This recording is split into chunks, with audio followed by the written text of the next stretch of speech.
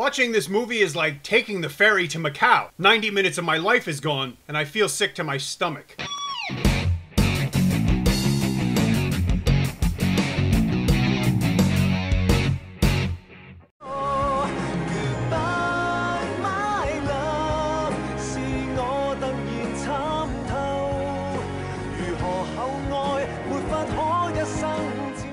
Hi, welcome to the Silver Spleen. My name is Robbie Hart, and this is my review of Guia In Love.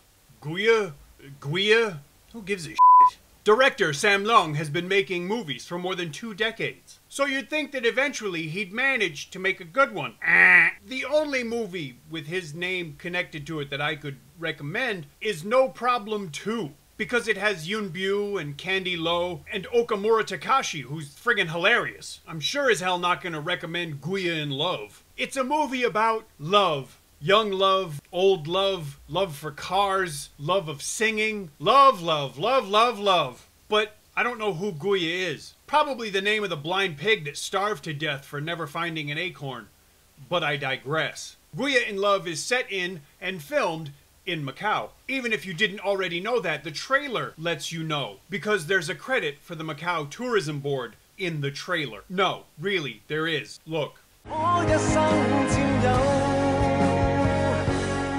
Wilfred Lau plays a single father whose son is starting to misbehave at school. Annie Liu plays a teacher with an abiding love for Indian movies and food. Fiona Sit plays a woman who loves to travel the world. Just as she's getting ready to leave, she thinks to herself that she might fall in love with this place. And the very next thing she sees is a sign advertising a small shop for sale. Now that's economy of narrative. Speaking of which, of all the trendy coffee shops in the world, of all the places you can put food and drink into your face in Macau, who manages to end up at that one shop but her ex-boyfriend, played by Daniel Wu's stunt double. Steffi Tang plays a rebellious young woman whose father is a local tycoon. She agrees to be CEO for a year in exchange for Daddy leaving her alone after that so she can be a rebel again. Wang Youlam is a young ne'er-do-well who doesn't take life too seriously. And why should he? He has friends and a casino job. Life is good. Joyce Cheng plays the comic relief as the fat girl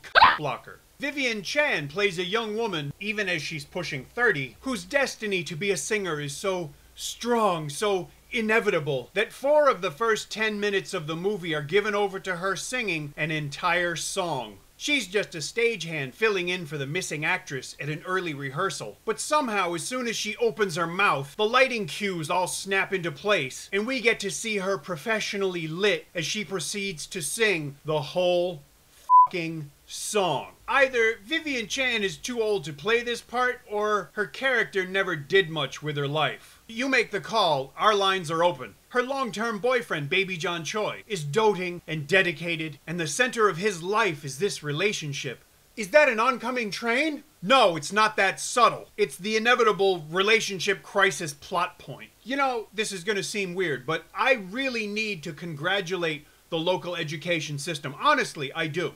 I finally have realized their dedication to the local film industry. The local schools churn out kids too focused on tests to do much independent critical thinking, and I finally realized that it's done this way so they can accept the frankly childish level of story development in so many local films. Guia In Love is an irredeemable melange of bad writing, horrendous direction, and clumsy, hackneyed filmmaking. More than once, I ended up laughing out loud at something I knew wasn't supposed to be funny, but it's so poorly conceived and executed that I just had to. The one moment of honest, emotional believability in this film gets brutally sideswiped by a reductionistic and frankly offensive intrusion. If someone made a movie portraying Chinese people in the crass and atavistic way this movie portrays Indians, there would be braying howls of outrage, screeches of victimhood, and a great gnashing of teeth. Which is kind of how I felt when this movie was finished. You know, I could probably talk more about it, but it's really not worth my time and effort. Thank God I only spent 45 Hong Kong dollars on this mess. This movie stinks and nobody should watch it. But if you're gonna watch it, pay for it. Go see it in the cinema, or wait until you can rent it or buy a disc. Don't steal it. Just because this movie is ish doesn't make it okay to steal it. When this gets released to home video, unfortunately for you, I'm gonna update the description with a link where you could buy it. If you enjoyed my review, please tell me. If you didn't enjoy the review,